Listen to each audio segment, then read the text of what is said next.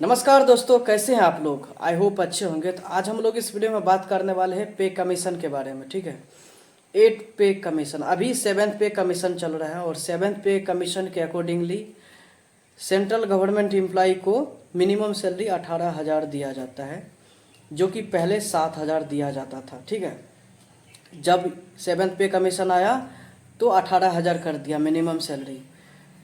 तो उस समय फिटमेंट फैक्टर का कितना था, 2.57 था। ठीक है, 2.57 के हिसाब से 18,000 कर दिया। एक्चुअल में होना चाहिए था 17,910 रुपया। ठीक है, लेकिन एक एग्जैक्ट वैल्यू दिया 18,000। मिनिमम सैलरी 18,000 होगा सेंट्रल गवर्नमेंट एम्प्लॉय का।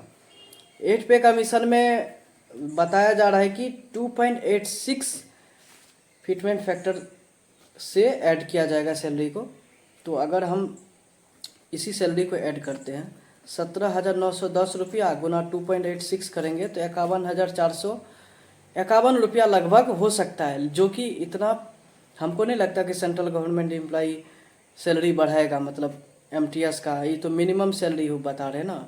मिनिमम सैलरी जो है 51,451, लगता है कभी एमटीएस का होगा, नहीं होगा। तो ऐसे ही कन्फ्यूजन चलता जा रहा है और सब लोग सोचते हैं कि फिटमेंट फैक्टर कितना होगा, पे कमीशन कब लागू होगा।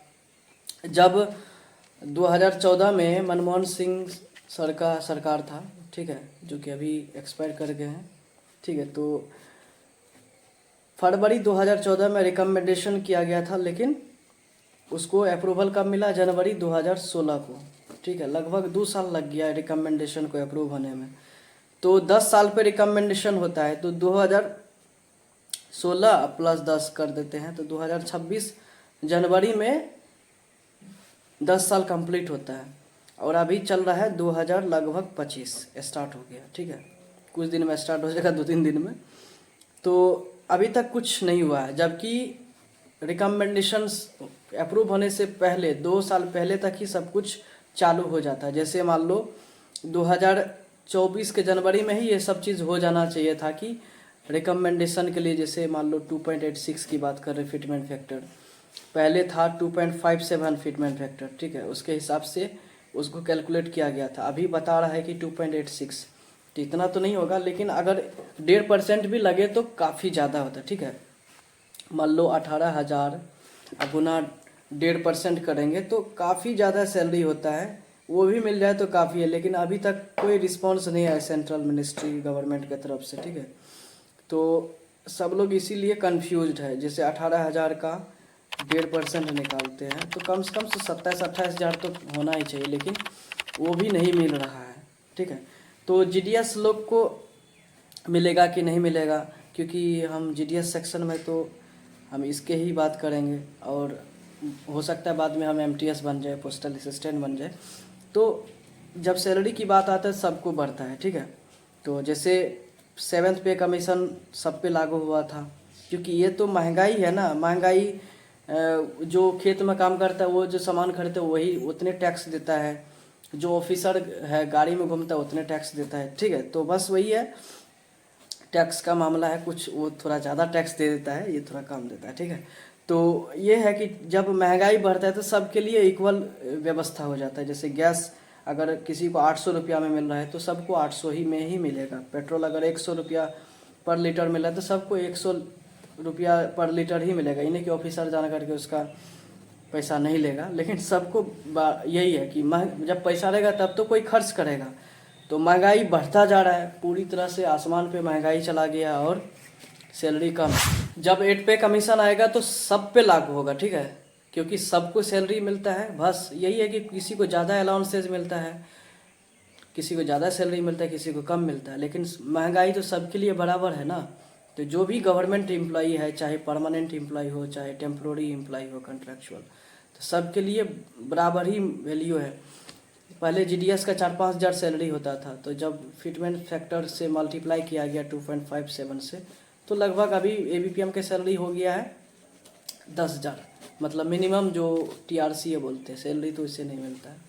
और बीपीएम का हो गया 12,000, तो मल्टीप्लाई कर करके लगभग उतने हो जाता है। ठीक है, तो इस बार अभी मिल रहा है 10,000 एबीपीएम का, और बीपीएम का मिल रहा है 12,000, क्योंकि एबीपीएम और डाक सेवक का दोनों के एक ही जैसा टीआरसीए मिलता है 10,000, सिर्फ बीपीएम को 12,000 मिलता है। तो अगर फिटमेंट फैक्टर भी लगाते हैं 1.5% का भी, भले छोड़ दो 2.86 का, लेकिन 1.5% भी लगाते हैं तो एटलीस्ट कितना हो जाएगा 12,000 बीपीएम की, एक बार देख लेते हैं। अगर 1.5% लगाते फिटमेंट फैक्टर तो मिनिमम सैलरी बीपीएम को हो जाएगा 18,000 प्लस उस पर डीए, ठीक है, डियरनेस अलाउंस मान लो 9,000, ठीक है। डीए उसके बाद तो डीए नहीं लगेगा, ठीक है, 1 साल तक शायद डीए नहीं लगता है और वही चलते रहता है। उसके बाद डीए बढ़ता है, ठीक है, जो भी बढ़ाएगा 1 साल के बाद ही बढ़ाता है। जब नया सैलरी रिवाइज होता है तो उस समय डीए नहीं लगता है। वो पिछले बार भी हुआ था 7th पे कमीशन में, 8th पे कमीशन में भी वही सब चीज़ हो सकता है। अभी सुने यही है कि परफॉर्मेंस के हिसाब से सैलरी दिया जाएगा, किस कौन एम्प्लॉय कितना काम करता है उसके परफॉर्मेंस बेसिस पे, जैसे प्राइवेट सब में होता है, ठीक है, परफॉर्मेंस बेसिस पे उसका सैलरी बढ़ाया जाएगा, बोनस दिया जाएगा। तो अभी इसका कुछ भी क्लियरिटी नहीं है, ना ही 8 पे कमीशन का कोई क्लियरिटी है, ना ही परफॉर्मेंस बेसिस रिलेटेड क्लियरिटी है, ठीक है। बस अभी डिस्कशन चल रहा है, तो चल रहा है, जब आएगा तो ज़रूर अपडेट करेंगे। अगर बीपीएम की बात कर रहे हैं तो 18,000 तो कम से कम होगा, और एबीपीएम की बात कर रहे हैं तो 1.5, तो 15,000 तो मिनिमम आ जाएगा, ठीक है। फिर उस पर डीए, फिर उसके छोटा छोटा जो अलाउंसेज है जैसे cycle maintenance allowance, stationery charge BPM को दिया जाएगा, फिर ऑफिस मेंटेनेंस अलाउंस, तो हो सकता है 500 की जगह 600-700 बढ़ा दिया जाए, तो वही है। और ऐसा कुछ नहीं है कि बहुत पैसा मिलेगा आप लूट लो, ऐसा कुछ नहीं है। तो देखते हैं क्या होता है। 8 पे कमीशन अगर आएगा तो जीडीएस पे भी लागू होगा, और सारे सेंट्रल गवर्नमेंट एम्प्लॉई, पेंशनर जो भी है, रिटायरी है, सब पे लागू होगा, क्योंकि महंगाई सब के लिए है, ठीक है। सब जो बेसिक नीड्स है, ज़रूरी है, जो घर का सामान है, सब के लिए उतने टैक्स दे करके ख़रीदता है, 18% जीएसटी दे के ख़रीदता है। अभी तो हर चीज़ पे टैक्स ही टैक्स लग रहा है, तो ठीक है, जो लोग टैक्स में एक्सपर्ट है, काफ़ी स्टडी किया है, तो वो लोग अच्छे से बताएगा। बट एक ओवरऑल जो व्यू दे रहे हैं कि इनका ये रिकमेंडेशन ऑफ 8 पे कमीशन सब पे लागू होगा अगर आया तो। वो 2016 में लगा था, जनवरी में। इस बार देखते हैं 2026 में आने का एक्सपेक्टेड डेट वही है, जनवरी 2026 आना चाहिए, लेकिन अभी तक कुछ उपचाप नहीं हुआ है। देखते हैं क्या होता है, बस जब आएगा तो बताएंगे। अभी ऐसे ही बहुत लोग वीडियो बनाता है, तो देख करके बस खुश रहिए और क्या बोलेंगे। लेकिन जीडीएस पे भी लगेगा, सेंट्रल गवर्नमेंट एम्प्लॉय जो काम कर रहा है अभी करंट में उनको भी लगेगा, और जो लोग रिटायर्ड है उन लोगों को भी लगेगा, ठीक है, अगर वो लोग पेंशन पा रहा है तो। चलिए वीडियो को यहीं ख़त्म कर देते हैं। नमस्कार, जय हिंद।